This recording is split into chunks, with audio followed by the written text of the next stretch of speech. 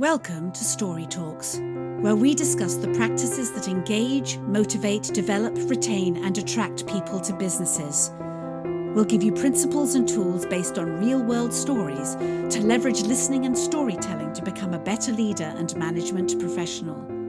Story Talks is produced by Narativ, a company that focuses on personal storytelling for business. Really well. I'm taking in all the changes we're going through very, very quickly the last few weeks. So I'm interested to hearing how you're experiencing these shifts. Yeah, so it's interesting, we've been through so many changes in the last 15, 16 months. And I have, I had a baby during this time at the peak of the first wave. And I have a son who turned 5-year-old, who turned 5 last month, or at the beginning of this month, actually. And so, I have a 5-year-old and a 1-year-old now. And one of the things that's been top of mind, and certainly what I've been looking for in the news, is after getting vaccinated, and kind of, my wife is vaccinated as well, and all of the relatives and immediate family are, but of course the kids aren't. And so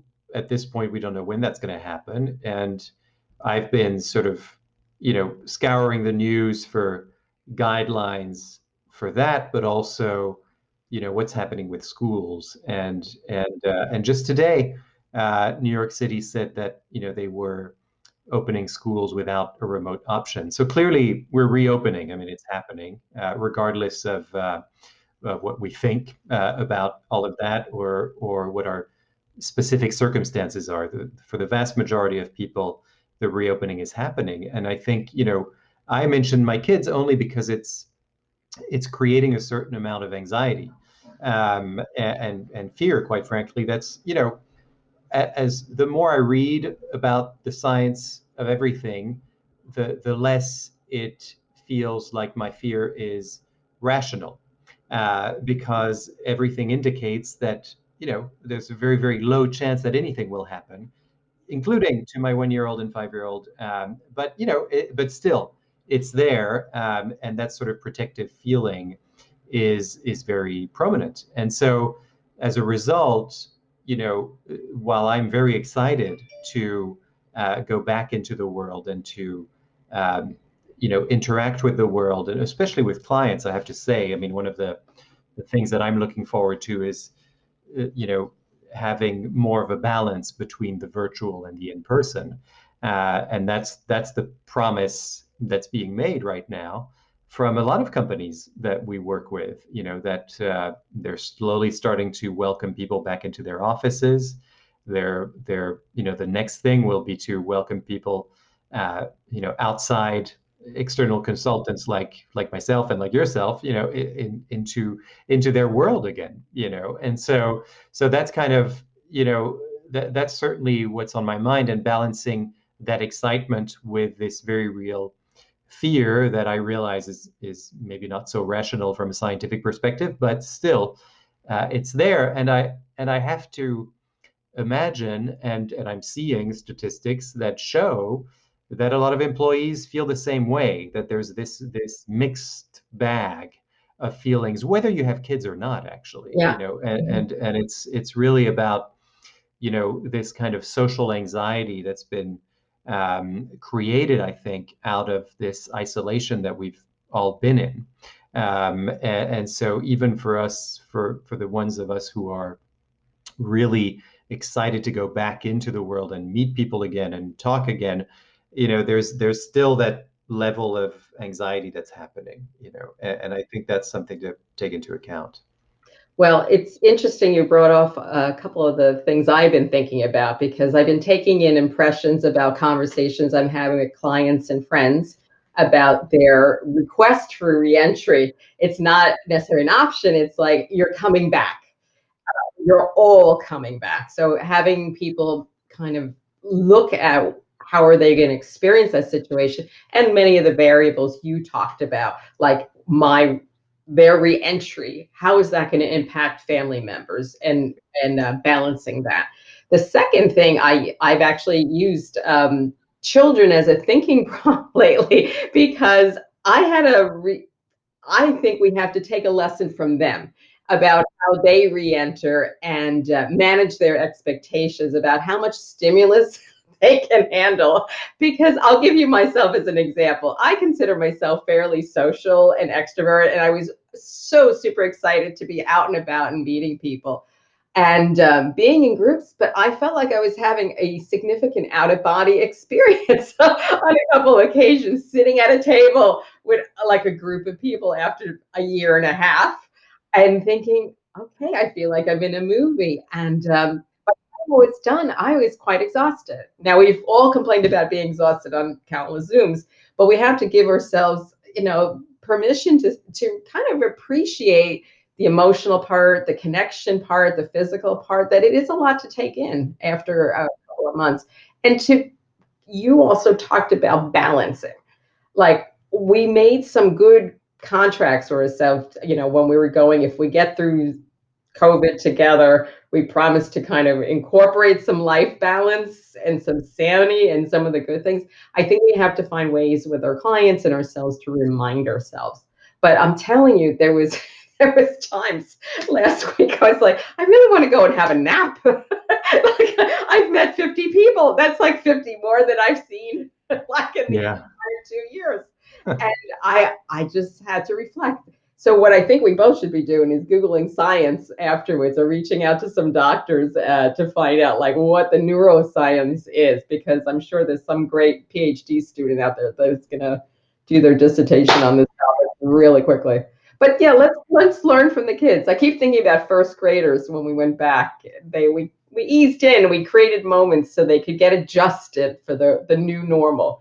And when you think about it, between our life, the commute, um, indoor interactions, and it's going to be very interesting. And I think what I want to see here with people is make the interactions meaningful. When you choose to have meetings or gatherings, you have a great opportunity to really make somebody worth their while and re-energize in a new way. So I'm going to sit back for a second and see what you're reacting. But I think, learn from the first graders. Yeah. No, I think that's a good point. Because what that also shows us, what I'm getting from that point too, is that there's a certain amount. Certainly, this is what I've been reading about quite a bit in terms of how are schools managing the reopening? How have they managed? Because for some of them, it's actually been a while, and um, and it's interesting to me to see the structure that's been created in order to welcome back the kids in a way that feels safe and playful, and leaves the room to be a kid essentially and to learn. And I think you're absolutely spot on, because we can also learn from that. What is the structure that was created, and what is being communicated about that structure? And so I know that the school that my son is going to in person in August, I have a long list of guidelines, and I know Mhm. exactly what's going to happen. I know exactly at what time it's going to happen, and I know how playtime is going to happen, with or without masks, outside, inside.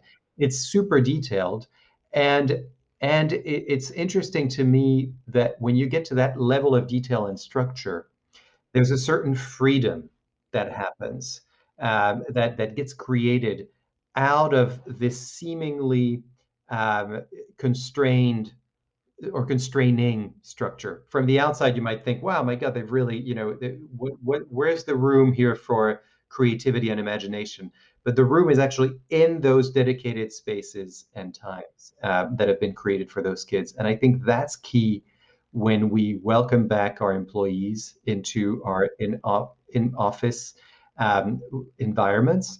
Is really looking at what kind of dedicated space and time are we creating for them so that they feel safe, they feel creative, and they feel like they can have a sense of belonging and all those things that they felt pre-pandemic. But just, saying that it's going to be like flipping a switch, all you have to do is come back to the office and it'll all be back to normal. Everything you and I have talked about on our own personal level shows that that's not going to happen. And we're not people who go into an office every day, you know. So that's, you know, that's an interesting thing to think about too. Is like, you know, how do you do that in an intentional way? And I do think Mhm. that, you know, this is where, I mean, again, borrowing from the kids, first thing they do is story time. That's the first thing they do. They sit down and someone has a book, the teacher has a book, they welcome them, they turn it, they form a circle and they tell stories. Granted, now there's going to be plexiglass between them, but, you know, and they'll have masks on, but, you know, that is what they do. They haven't changed that. And I think we can also borrow from that, you know, and what is the role of storytelling to welcome back employees? And I think there is something about the ritual of listening to stories and sharing stories that we can really learn from here, and that creates a sense of safety and a sense of belonging, because we're all doing the same thing. We're all sitting around in a circle. Those kids, there's nobody who's taller than the other when you're sitting in the circle. You know, there's no podium. The teacher's at the same level as them. And so I think, I'm not suggesting that we all, you know, sit on the floor in a circle without tables and chairs or anything like that, but that we do create a space in which there is that kind of feeling that levels the playing field, whether you're an introvert, an extrovert, whether you loved the last year being locked in, whether you hated it, whether you were somewhere in the middle, whether you want hybrid, whether you want remote, whatever it is, everyone's going to come in with their sense of like, you know, there was something that I liked or hated about this time, and I'm bringing that now to the office. I think we have to acknowledge that and have people tell stories about this time to kind of memorialize it, and also make sure that we're listening to what people have to say, because it's in the stories carry information for leadership. And so, you know, if you're telling stories about particular times that were struggle for you during this pandemic, that's likely going to be continue. That suffering or that struggle is going to continue in some way, even if it's not as bad. It's going to continue in some way, and it's important for you to know that that's what your employees are bringing back, and that's what they're feeling, in order to be able to, you know, support them in some way, as opposed to saying, "Oh, look, your desk is there, and, you know, that plant you left there is dead, but, you know, other than that, it's all everything's fine. Oh, So game just go ahead on. and work." Yeah. And we are in a culture that's very much used to, like, you know, figure things out in a day, figure things out in 2 days or less, to dismiss things. And I think this is part of paying attention to our own reactions first, and also listening to the communications, because it's going to be, what are people joking about? What are they making fun of? You know, like, there's data in there, and there's information to listen, and even just sensory reactions. The first time I took masks off recently in a group, it felt odd and prohibitive, and it was like asking for approval, basically, and confirming with everybody that everybody was okay with it. So there was a whole choreography to a simple interaction that normally would have taken 2 seconds. Hi, how are you? Hug, kiss, or handshake.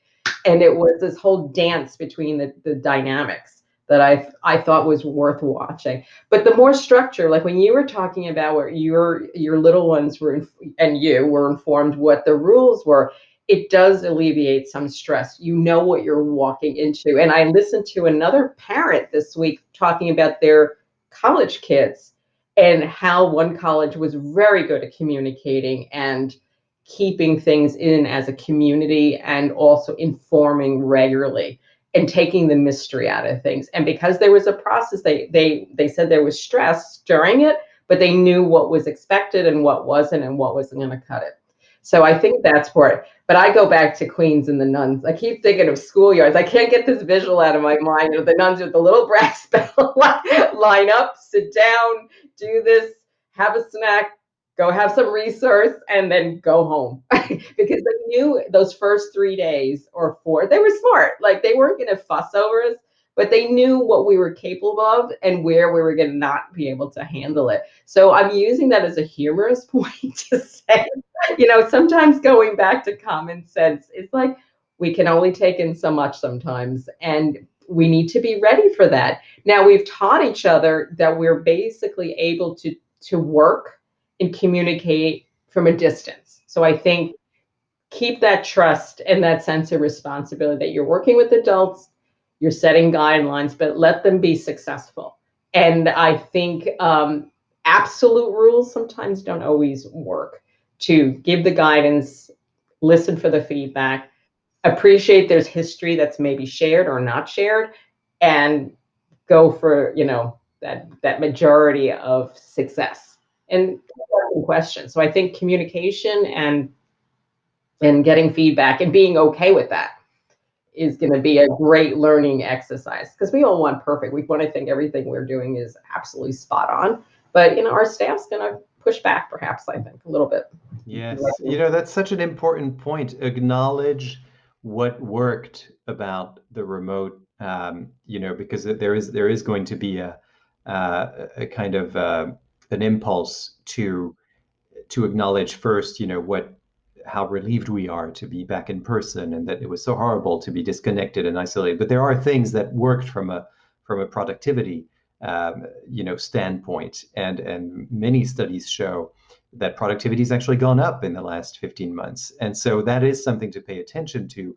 And while we're putting down structures and thinking about structures and the formality of that, to also realize that yes, we're working with adults, and that we're not, just because we're saying that we want to borrow structures from how kids learn and play, it doesn't mean that we want you to treat your employees like kids. So I think it's a really important point. Just one thing that you made me think of too, in this whole line of thought, and starting with the structures of how schools are doing things. Well, one is that they've been very successful, actually. That there have been, before people started getting vaccinated, the kids were going back to school in person, and it took, there were a few weeks of touch and go. But for a lot of schools, they were very, very successful, actually, in creating a safe space where it was possible to do this. And so, just reinforcing that point, that there's really something to learn from that. And two is something a little more, that at the kind of human being level that we can all relate to. I'm just thinking about this past year. So I moved from New York City to Florida to be closer to family back in December, and so it's been more than 6 months, and now, or we're close to 6 months, and I'm now realizing, looking back, because I'm moving again in 6 weeks, that this time has, we've gone through so many various, I'm going to call it ceremonies, for lack of a better term. So many birthdays, my father's birthday, my mother's birthday, my brother's birthday, it just goes on and on. Everyone's birthday, which would have never happened in normal circumstances, because we're not usually together. We're together maybe once or twice a year at most. And so we went through all of these rituals, and there was something very comforting about those rituals. And again, there's guidelines to it, right? When you celebrate a birthday, there's a cake, there's a candle, there's you make a wish and you blow the candle and everybody sings, and and then we tell stories, of course, around the table and reminisce, and we come together around some kind of a meal, right?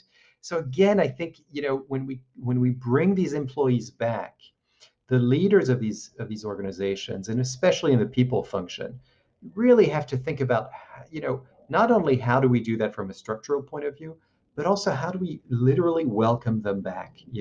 Are you going to come in and welcome every person? Is there going to be some kind of way that you are going to mark this momentous occasion? Because I think that is a huge opportunity, and it would be a missed opportunity to not do that.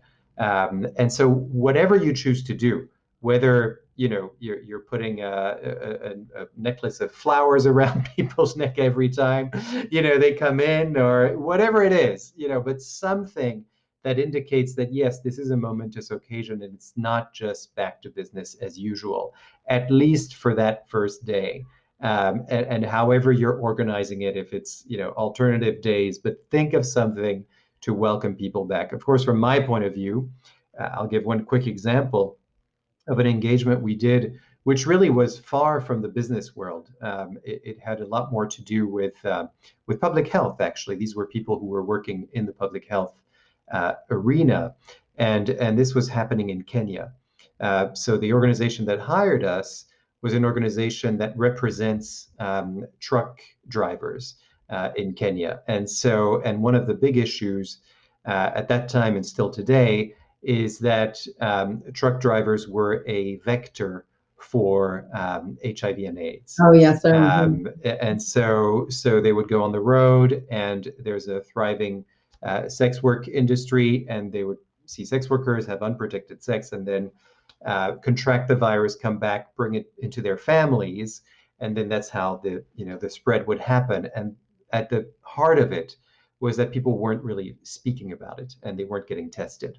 And so this whole initiative was to raise awareness around that among the truck drivers themselves, but also among the caregivers in hospitals and doctors and journalists who were writing about it. So we brought all of these people together and had them listen to and tell stories from each person's point of view. So from the point of view of the people working in hospitals, there was an urgency to it, and it was like, there is a solution to this. You have to get tested, and you have to talk about this. Otherwise, it keeps spreading, and we are burnt out. That was the big message, and so it's not unlike what we've been through, right? And the messages we've been hearing from doctors and hospitals and nurses who are just at the end of their rope, and kind of getting frustrated even. And they were hearing that. The truck drivers were actually hearing this. And then people from the hospitals got to hear about the truck drivers' fears and why they didn't get tested, and then started a dialogue between them. But the reason that I'm saying this is because there was a ceremonial aspect to it. You brought all these people in, these very distinct groups of people. So if you thought of your own company as these very distinct groups of people, divisions, departments, everyone has their very different jobs. They probably hang out with different people. Maybe they don't mix that much in normal times. Well, here's an opportunity to mix everyone together and to say, hey, I'm acknowledging the accounting team, I'm acknowledging the marketing team, the sales team, and we're all here together now. And this is our first day back. I just want to mark that moment, and now let's get to work. And I think there's this opportunity to kind of start to collect these stories of what's been going on the last year and a half as a way of collecting data as well. And you're right. It's about how we're showing up, and it's not going to be. I mean, a lot of organizations are quite huge. There's going to be, you're interfacing with so many different people, so it's going to be a lot of little mini moments and bigger ones, and paying attention. I had one, even you were talking about going back in person. One client I'm due to give a talk with, we were planning, last year was canceled, then we planned it for in a couple weeks online, that I was going to talk to about 90 people online and do some interaction with them in a speech and acknowledge them. And then last week I got a message, can you come in person now? And I was all delighted for a few minutes. So 9 in the morning, and it's 2.5 hours away. So my first reaction is, what, are you kidding me? My breakout event, and I'm going to be up in the crowd. But then I had a conversation myself saying, we're both going to be sharing, the group and I are going to be sharing this momentous event, big for them and me, because it's going to be the first time we get together. And how are we not going to, we're going to remember this forever about where we were when we finally did a presentation together as a group. But I have a commitment, of course. I better, at that hour in the morning when anyone is showing up to see me, I better make them laugh and smile and think. But I'm going to hear them chew. I'm going to be able to hear them shift in their chair and breathe. And I walk up to them or walk around them. And so I think it's looking for the gift in the moment of where like we looked for the gift when we were on Zoom and what we were able to do and create a sense of community online. Now we have to go back and look for the gifts about our interactions and really put some of ourselves into it. But yeah, I'll be driving at the crack of dawn. That's great. What a joyous thing. and have fun. And but it was a humorous moment. I'm like, wait, we couldn't do lunch. We couldn't ease into the process, but I will see them. And I think, well, which is my teachable moment for everybody. If you're going to be asking people to commute and you're having a first thing in the morning meeting, you better make sure your act's together and you're organized. So, no winging it. So I think use all the tools and all your skills that you have, and make it happen. I don't think any relationship is built on one significant event.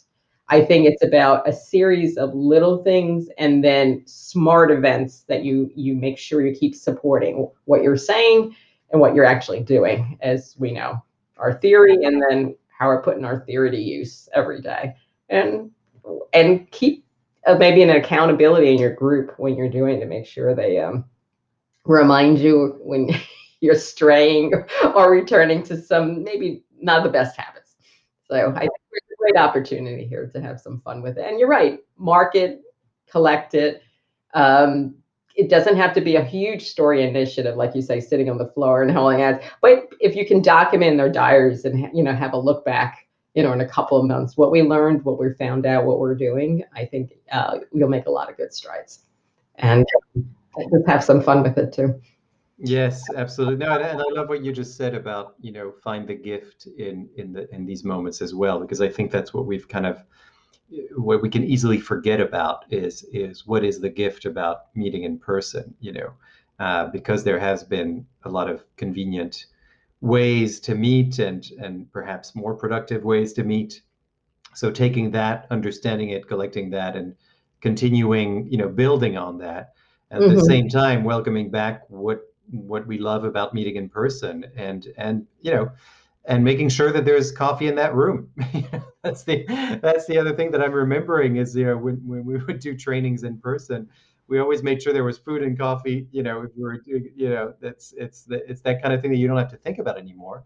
But now it's top of mind again. And what a joy to come into a room and share a cup of coffee with someone before you get to work, and sit down and kind of learn a new piece of information. So I think that's really important to understand. What is it that I find? Where can I find the joy in this moment? And maybe that alleviates that anxiety. I know that works for me. Actually thinking of what my intention is when I walk into a room, into a meeting, and with a new group of people or people I already know, and I'm feeling that anxiety of what's it going to be like? We haven't seen each other for such a long time. What's the protocol and all of that? And why not set that intention to something positive, and something where my intention is to look for the gifts and notice them. I'm sure that would change how you approach that meeting. I mean, exactly what you said, essentially that the process you went through, started with that's inconvenient, I'm anxious about it, to wait a second, there's a gift here, and that changes the way you approach it, and it's going to change the way you show up for it. And I think that's an important lesson for everyone It's too. and you're right. Like even something simple last week, I was with friends. I mean, I was bouncing. I had an amazing amount of like moments, and we were stuck. Not stuck. We stopped at a traffic light that was extraordinarily long, and plus we haven't been at traffic lights for a long period of time. The friends were together, and we had the luxury of complaining, and then realizing, but wait a minute, we haven't been through this in ages. Isn't that amazing? We're like moaning about traffic. Moaning about not moving forward. So I think we can have some fun poking some fun at ourselves too, and just enjoying it, and all those sidebar conversations that we can't have on Zoom.